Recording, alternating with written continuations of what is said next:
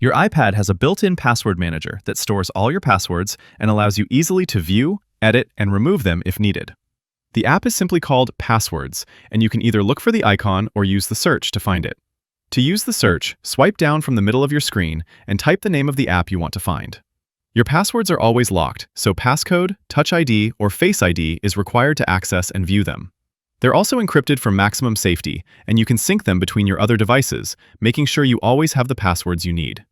I try to stay cautious when it comes to usernames and passwords, so please excuse the blurred out box in the middle. That's where you'll see a list of all the websites and apps where you have saved your passwords. You can either scroll the list or use the search bar to search for a specific app, website, or username. If I pick an app from the list, I'll see more details about it. I can view both my username and password, and I can also copy them from here with a single tap.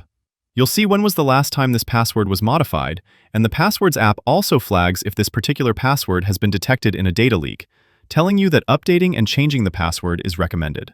The buttons up top allow you to share the password, or you can edit and update it, or delete it if you don't want to keep it anymore. There's also a notes field that allows you to add custom notes to each account.